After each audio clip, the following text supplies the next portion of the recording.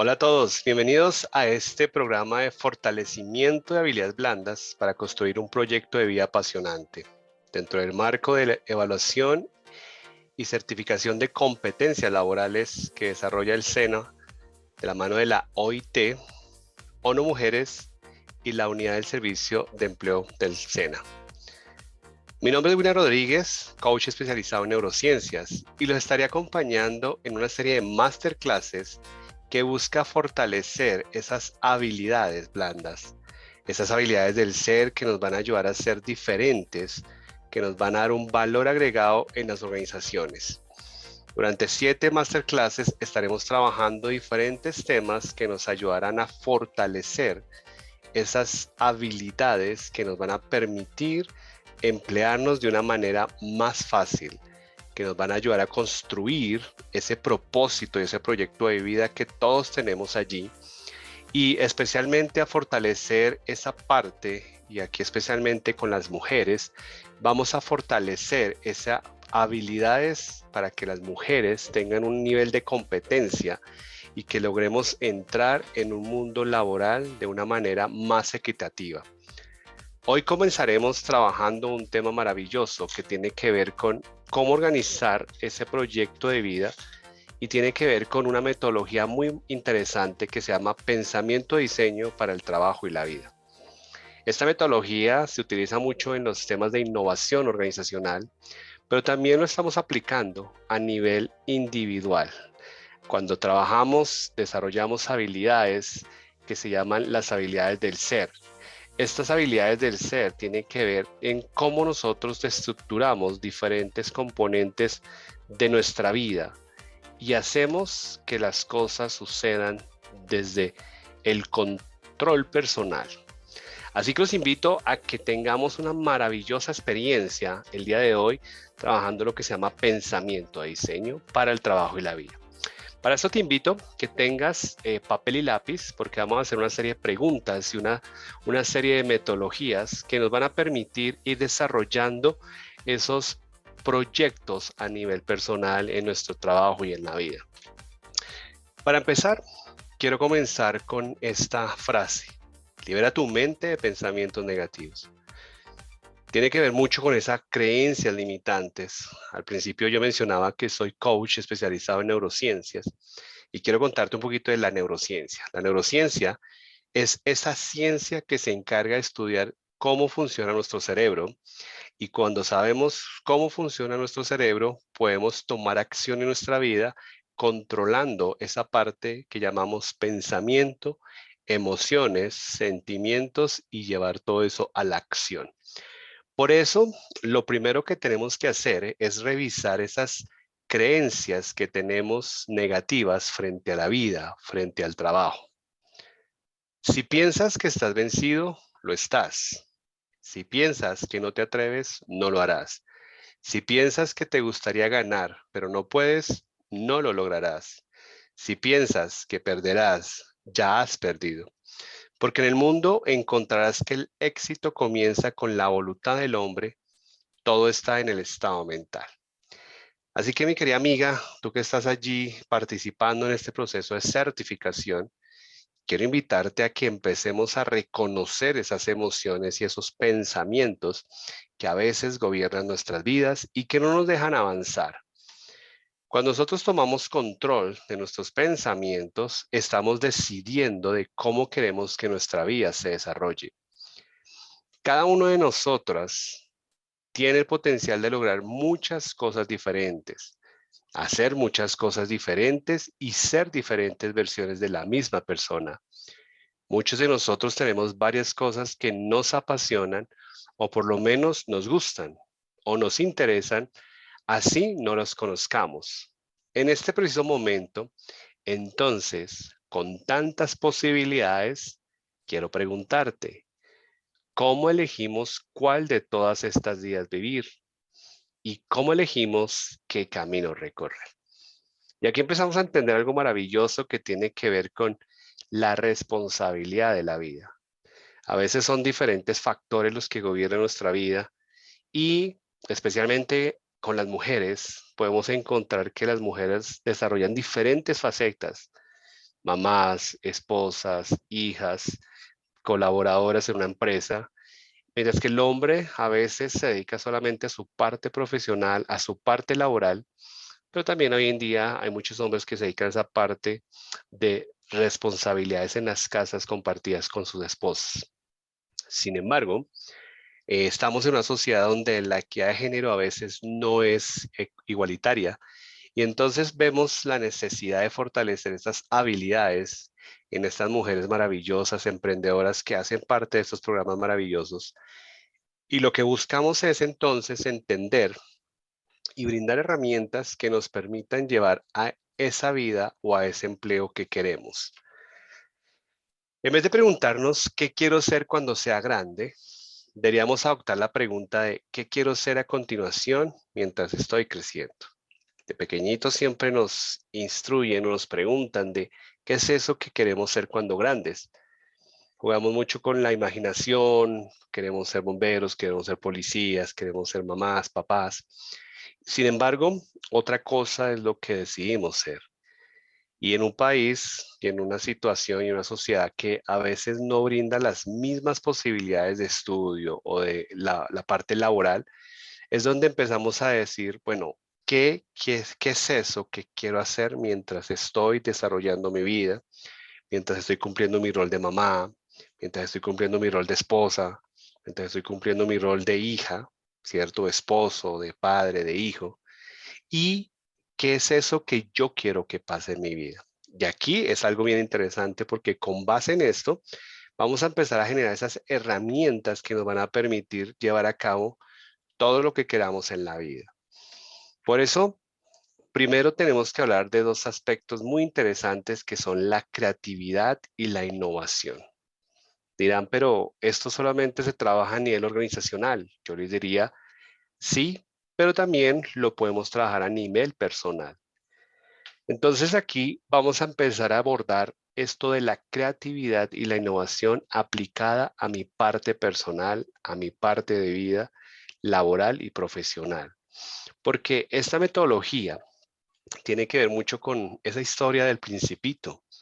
Y recordemos, en el Principito, allí hay una parte interesante que acude a esto de la imaginación de los niños y cómo los adultos en cierto momento perdemos esta posibilidad de admiración y de creación.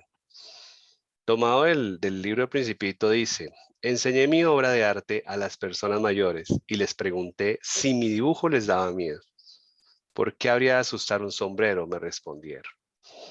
Quiero que pienses por un momento si te acuerdas de esta parte, de cuál fue la respuesta del Principito frente a su pregunta de si el dibujo le daba miedo.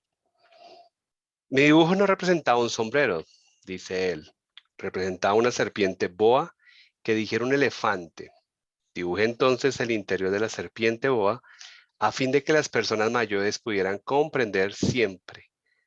Estas personas tienen necesidad de explicaciones. Mi dibujo número 2 era así. Aquí vemos algo bien interesante que tiene que ver con la capacidad de imaginación y creatividad que a medida que vamos creciendo se van perdiendo. Hoy en día estamos en un mundo inmerso donde es muy importante lo que llaman la creatividad. Hoy en día las organizaciones están buscando personas que tengan esa capacidad de imaginación, de creación, de resolución de conflictos de una manera crítica, de una manera creativa. Y por eso entendemos que hay algo maravilloso que se llama nuestro cerebro, ¿cierto? Y nuestro cerebro está dividido en dos componentes, racional y emocional, podemos decirlo en dos hemisferios, aunque los hemisferios están conectados todo el tiempo. Sin embargo, cada parte del cerebro, ¿cierto? Su hemisferio izquierdo y derecho se encargan de ciertas características que es importante que tú conozcas para poder entender en cómo desarrollar una creatividad y una innovación personal de una manera bien interesante. Comenzamos entendiendo un poco sobre el hemisferio izquierdo, ¿cierto? Ese hemisferio racional, este hemisferio que maneja la parte consciente en un 5%. Podemos decir que maneja de 3 a 4 cosas al tiempo. Y también tenemos lo que se llama el hemisferio derecho. Y el hemisferio derecho Es esa parte subconsciente que está en 95% y que puede hacer más de 40.000 cosas al tiempo. Me dirán, ¿cómo así 40.000 versus 3 o 4 al tiempo? Nuestra parte racional, nuestra parte consciente es esa parte que nos lleva a cuestionarnos el propósito de nuestra vida, el propósito del trabajo, el por qué hacer las cosas, el por qué levantarse, el por qué tener familia. Sin embargo, hay una parte emocional que es la que nos lleva a la acción y es donde realmente tenemos que empezar a involucrarnos y entender lo que se llaman las emociones. Esa parte racional dice, yo quiero un trabajo estable, quiero un trabajo donde me pague muy bien, pero la parte emocional a veces hace que yo no consiga ese trabajo porque a veces siento que no puedo alcanzarlo, me siento desmotivada porque no estoy en el lugar donde quiero, que no estoy en el país que quiero, que a veces no estoy con mi familia y eso genera un impacto bastante importante a la hora de desarrollar lo que se llama la creatividad. Este gran maestro, eh, Chaplin, ¿cierto? Hizo un cambio abrupto en el tema de las películas, de los cines, porque él hizo todo lo que se llama el cine mudo. El presidente de Warner Brothers, ¿cierto? Harry Warner, en su tiempo preguntaba, ¿quién diablos quiere oír a los actores? Entonces allí empezamos a entender la capacidad de cambiar que generamos con la creatividad. Otro maestro de la innovación y la creatividad es Walt Disney. Y él tiene una frase muy célebre que quizás tú hayas escuchado y es, si puedes soñarlo, puedes hacerlo. Recuerda que todo esto comenzó con un ratón. ¿Y por qué? Contextualicemos un poco la historia de Walt Disney. Y Walt Disney fue un personaje que tenía un talento en la parte de animación, caricaturas en ese tiempo. Y era una persona que tenía una visión de crear un mundo diferente de diversión, crear unos parques, hacía unos dibujos animados, los vendía a algunos estudios, quebró 7 veces en su emprendimiento, estuvo en la calle, aguantó hambre. Sin embargo, su mentalidad le llevaba a decir que estaba para grandes cosas. Su imaginación, su creatividad, le permitió escribir diferentes personajes y ponerlos en la pantalla y ahí llega la historia de Mickey Mouse, el ratón Mickey que todos conocemos y que ha pasado generación en generación. Y esta historia se remonta a un momento donde Walt Disney estaba en la calle, aguantando hambre, comiendo de la basura, y un ratoncito se vuelve su amigo. Él lo adopta, desde entonces se vuelve su mejor amigo. En un momento determinado, en diferentes partes de la vida, este ratoncito se le pierde a Walt Disney y con su inspiración, con el amor que le cogió, y recordemos que en ese momento era como el único ser viviente que lo entendía, pues se inspiró y creó Walt Disney, creó a Mickey Mouse y allí este personaje, este ratón, lo lanza a la fama y empezamos a ver lo que se llama Walt Disney. Si se dan cuenta, muchas de las personas creativas, muchas de las personas que han hecho cosas diferentes, a veces parten de la necesidad, del hambre, de la humillación, de la frustración, de no poder avanzar y eso hace que nuestro cerebro se ponga en un modo de creación bien interesante. Ahora entendamos un poco de por qué cuando crecemos esa creatividad, esa capacidad de imaginación se va perdiendo. De pequeñitos, nuestra estructura mental es organizada y programada por nuestras familias, nuestros padres, los docentes, la sociedad, la religión, la política, los deportes. Y eso va configurando nuestra estructura mental, esas creencias frente a la vida. Este gráfico es muy diciente. La docente allí con los chiquitines, estructurándolos en una programación rígida, ¿cierto? Como frases de deja de soñar en clases, si sigue conversando en clase no llegarás a nada, tienes que esforzarte más, careces de actitudes para el deporte, no alcanzo las expectativas.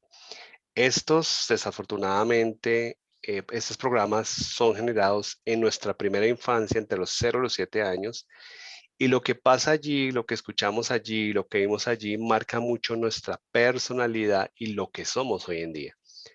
Por eso, tú si eres mamá y tienes hijos, es importante que empieces a reflexionar sobre la comunicación que estás manejando, ¿Qué tantas frases de estas le decimos a nuestros hijos diariamente con el ánimo de que sean más fuertes, con el ánimo de que estén más concentrados en el colegio, con el ánimo de que les vaya bien en la vida?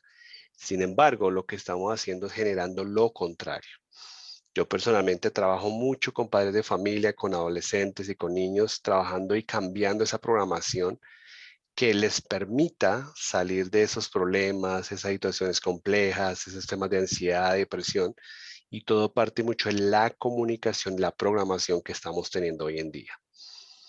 Cuando empezamos a revisar esas programaciones, tenemos que entender que ser creativo consiste en ser capaz de ver las cosas de manera diferente.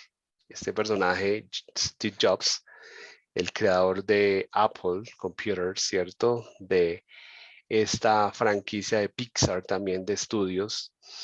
Era un personaje que se dedicaba mucho a la creatividad, a la innovación y era un personaje que vino a cambiar el mundo, la forma de crear los computadores, los celulares, pero todo partía de su capacidad de soñar, de imaginar cosas diferentes y de creerse capaz, ¿no?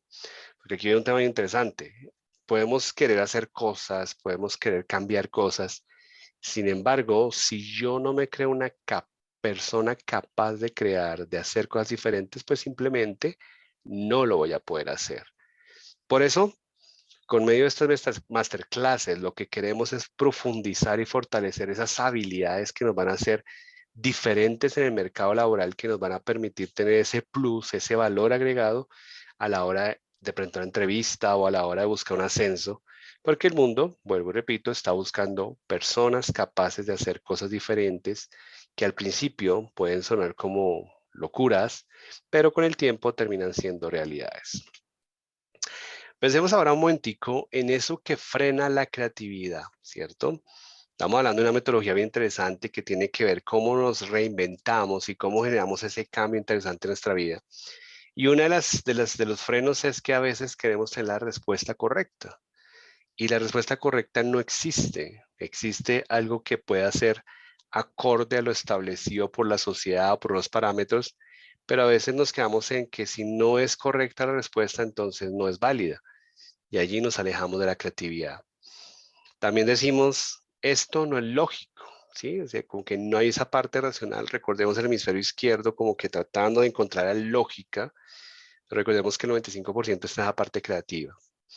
Hay que seguir las reglas de juego, ¿sí? Nos establecemos por normas, por leyes, y está bien. Sin embargo, a veces hay que romper una que otra regla para poder desafiar y crear cosas diferentes. Tengo que ser práctico. Equivocarse es vergonzoso. Juguetear es de niños. Esa no es mi especialidad. No opino porque no tengo ni idea de ese tema. No quiero hacer el ridículo y no tengo creatividad. Si se dan cuenta, todos estos aspectos hacen que no tengamos esa creatividad porque nosotros mismos de alguna manera nos estamos autosaboteando con la comunicación que estamos manejando. ¿Y por qué sea esto? Volvamos atrás y recordemos a la docente organizando su estructura de pensamiento a los niños. ¿Por qué? Porque considera que están haciendo cosas que no son. Por eso, una de las competencias para poder desarrollar la creatividad es adaptarnos y ser flexibles ante los cambios.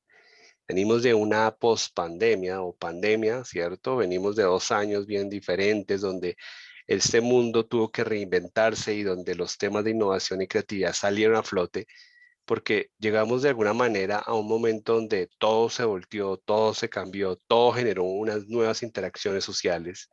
El mismo trabajo cambió, pasamos a las casas a trabajar. Y allí es donde empezamos a ver qué tan adaptables somos los seres humanos. Siempre que tengamos interés por aprender, voy a generar más creatividad. Autonomía y toma de decisiones es lo que nos lleva a tener un desarrollo muy interesante y alcanzar objetivos en la vida. Siempre hay que ser curiosos y buscar información todo el tiempo. Así que te invito a que seas curiosa, a que preguntes, a que busques, a que revisemos cómo podemos salir del status quo, de eso que quizás la sociedad ha establecido, pero que podemos mejorar a nivel personal, a nivel laboral, a nivel de familia, a nivel de pareja, a nivel de ser mamá, porque todo el tiempo la innovación, la creatividad se puede hacer. También hay que tener confianza y seguridad en nosotros mismos, creernos capaces de hacer cambios interesantes, tener la iniciativa de hacerlo y obviamente que nos gusta el reto, porque siempre que hablamos de la creatividad y la innovación, vamos a entender que hay que tener un reto. Y allí también vamos a hablar de la resistencia a la presión, y eso tiene que ver con la presión social, con la presión familiar, con la presión económica, porque a veces no es fácil entrar a hacer cosas diferentes. Pensando en todo esto, Tim Brown empezó a trabajar lo que llamamos hoy el design thinking o el pensamiento de diseño. Y él dice, el diseño ahora es trascendental para las empresas como para dejarlo solo en manos de los diseñadores. Y entonces allí empezamos a ver que Tim Brown con David Kelly empiezan a estructurar una metodología que se llama el design thinking o en español pensamiento de diseño y la cual se dio a conocer en 2008 con la publicación del artículo de Tim Brown en la Harvard Business Review. En ese momento, en 2008, hace una entrevista, él hace una explicación de lo que se llama el pensamiento de diseño, que a partir de ese momento se vuelve una metodología interesante que actualmente también está siendo muy utilizada, aparte ya lleva casi 14 años en el mercado, pero muchas empresas la buscan, muchas empresas la utilizan y han tenido resultados interesantes. Hoy lo que te propongo es que veamos esta metodología, pero aplicada a nuestra vida y a nuestra parte laboral para que nos ayude a hacer cambios interesantes. Entendemos el design thinking como un enfoque de innovación centrado en el ser humano, que se nutre del conjunto de herramientas del diseñador para integrar las necesidades de las personas, las posibilidades de la tecnología y los requisitos para el éxito empresarial.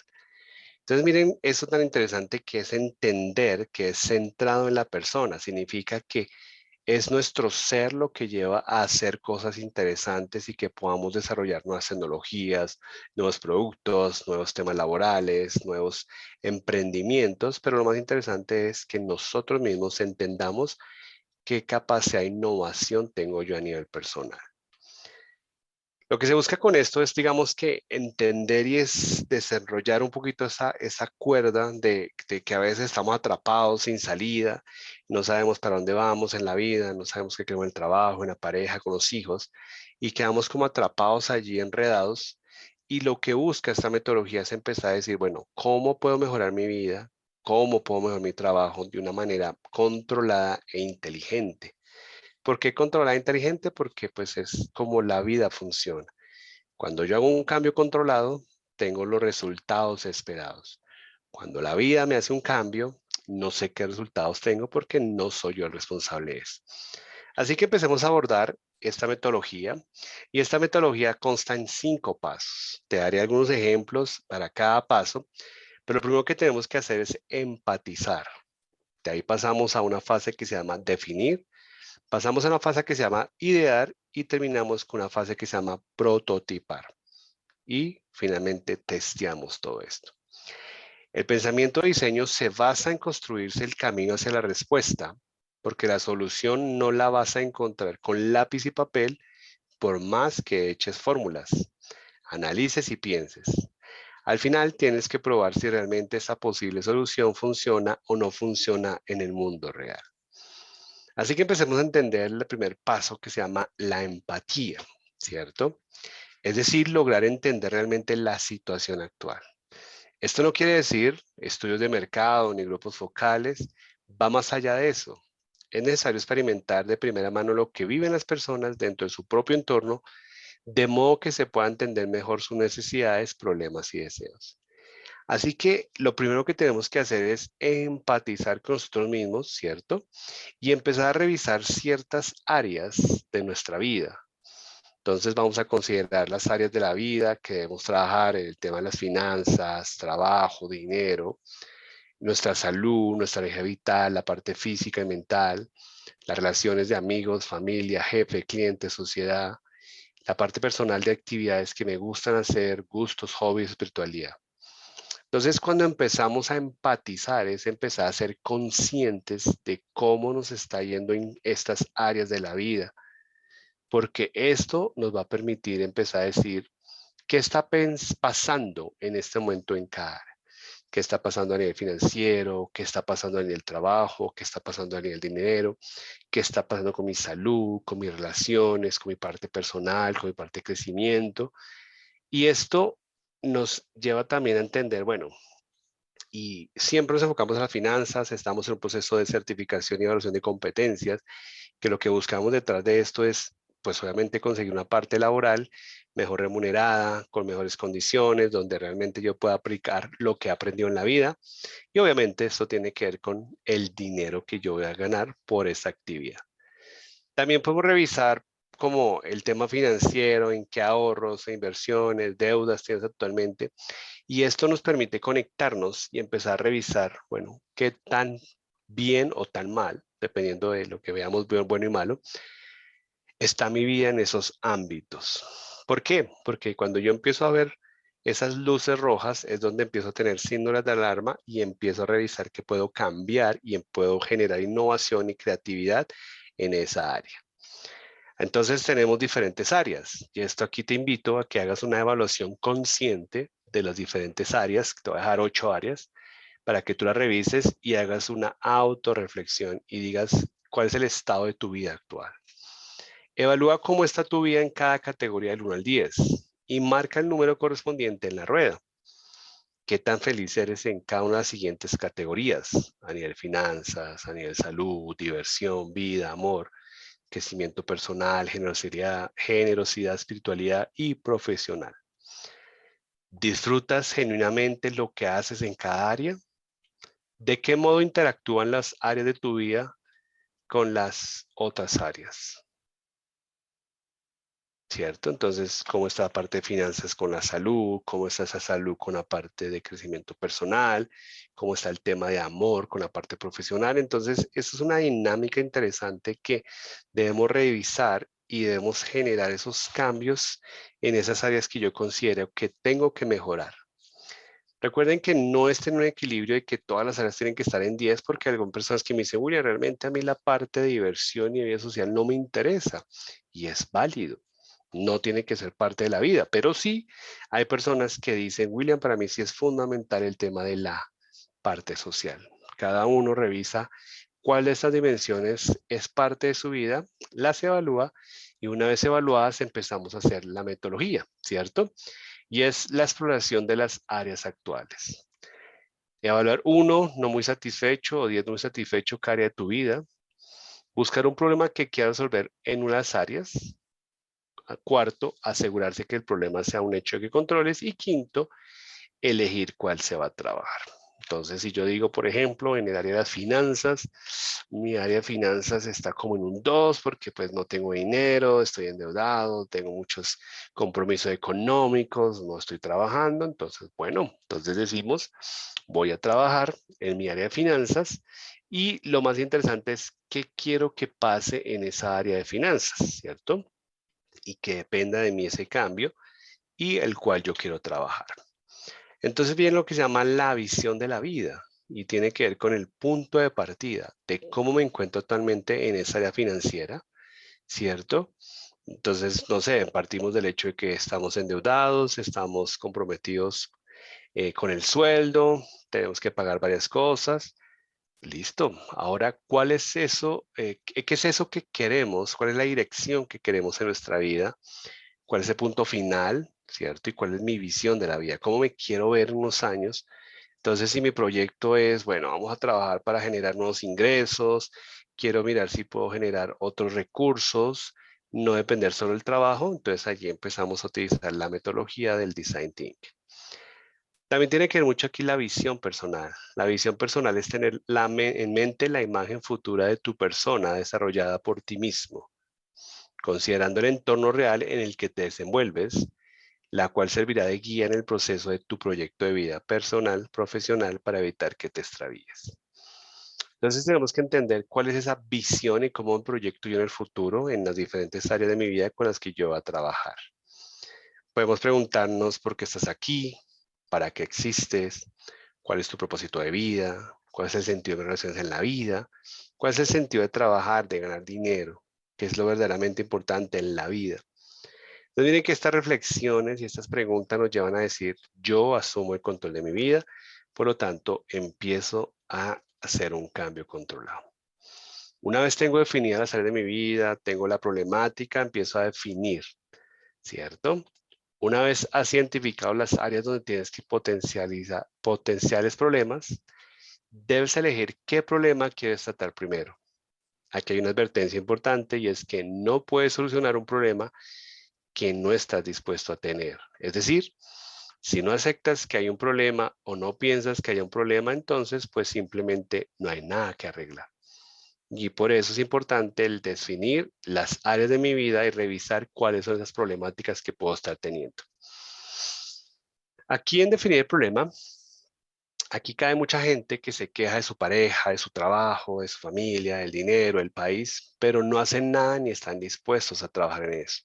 Solo se quejan una y otra vez. Eso es porque realmente la situación no es tan dolorosa o importante como para motivarse a cambiarla.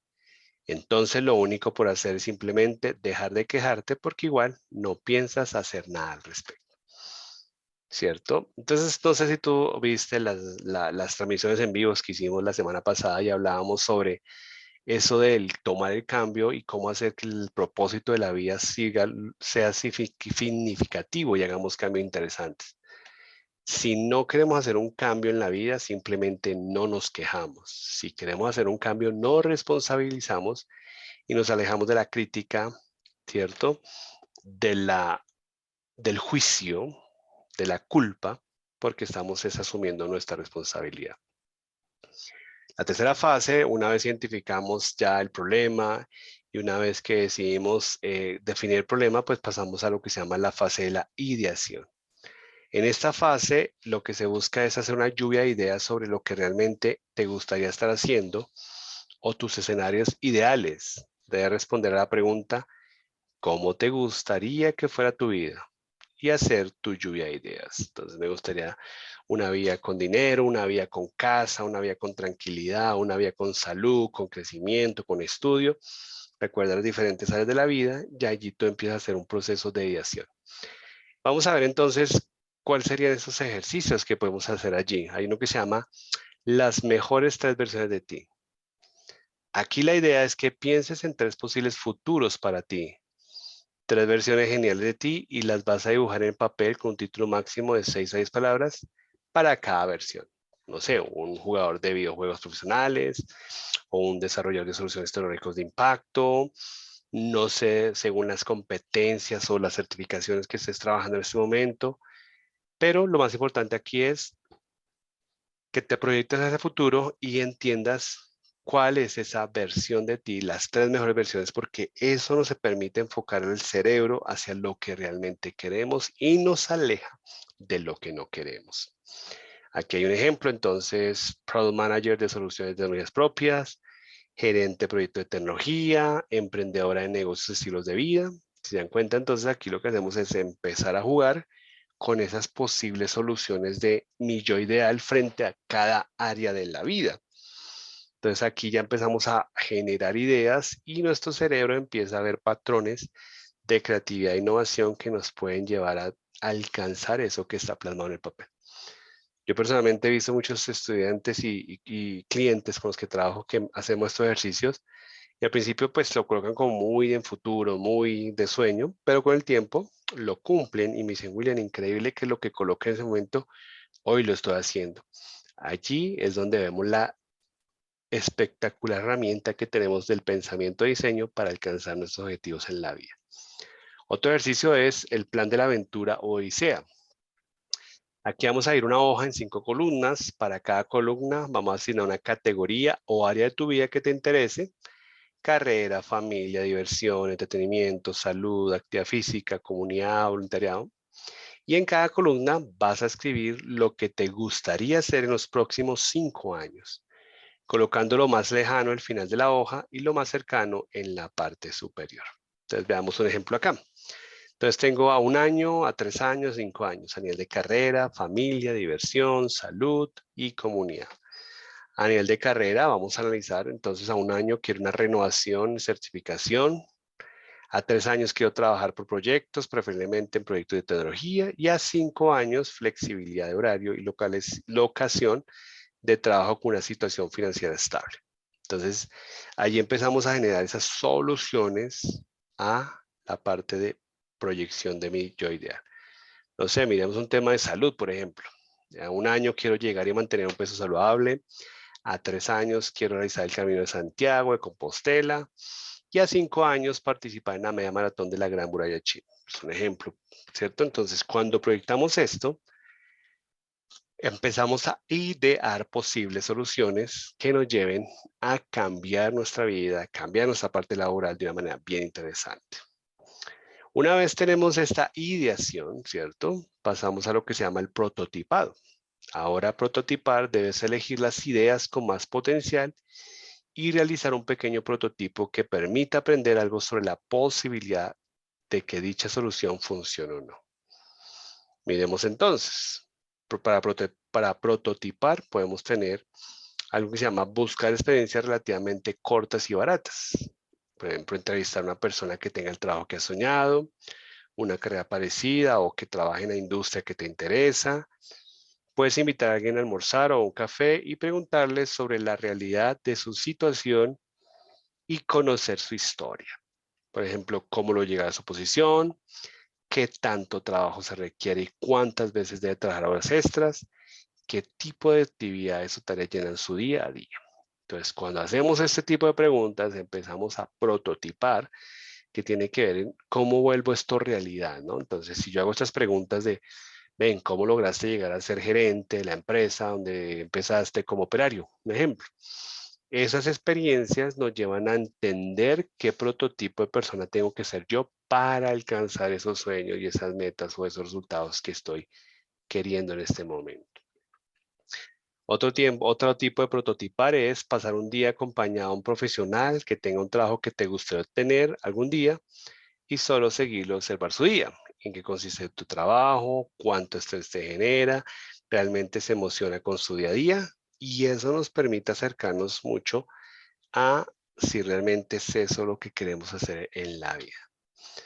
También hacer un mini proyecto para tener la experiencia. Puede ser empezando como trabajador independiente para un proyecto asistiendo a un evento como los bootcamp, donde podrás trabajar un día o un fin de semana en el tema que te interesa. Entonces miren que ahí empezamos a revisar y finalmente encontramos lo que se llama el testeo. Una vez ya prototipo, ya reviso qué tipo de persona quiero ser, qué tipo de empleo voy a trabajar. Viene el tema de validar. Y validar no es sino sencillamente enseñar al usuario nuestro prototipo. Implica de una escucha de nuevo empática y desapegada de nuestras propias ideas y prejuicios. El final de esta fase marca además un punto de inflexión y de toma de decisiones estratégicas. Habrá que decidir, de acuerdo al feedback recogido del usuario, qué acciones vamos a llevar a cabo para seguir acercándonos a la solución que encaja con nuestras necesidades y deseos. Significa que el tema de testear es llevar a la acción ese prototipo, ese tipo de ser que yo quiero ser, testearlo en el trabajo, testearlo en la familia, convirtiéndome en eso para ver qué resultados nos dan y qué feedback nos da la sociedad.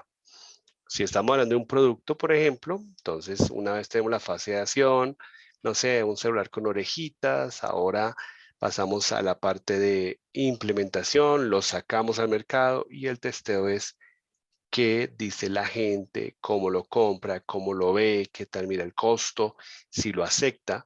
Y esa es la forma de nosotros también a nivel personal, pues presentarnos a una entrevista, presentarnos al tema de relacionamiento personal de una manera más abierta, sabiendo que hemos hecho cambios y simplemente la sociedad o las personas donando un feedback con el cual yo reviso si lo que yo hice en el tema de prototipado, de ideación, funcionó con mi parte del ser.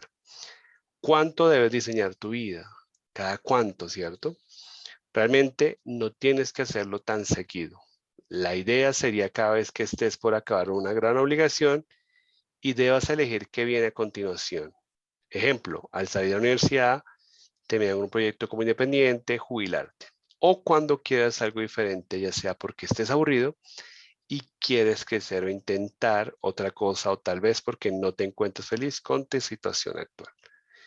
Entonces en ese momento llega ese proceso de cambio, de motivación, ¿cierto? Y bueno, ya para cerrar esta masterclass, quiero dejarte con esta frase que es: motivación es lo que te da comienzo al hábito. Perdón, motivación es lo que te da comienzo. El hábito es lo que te mantiene en marcha.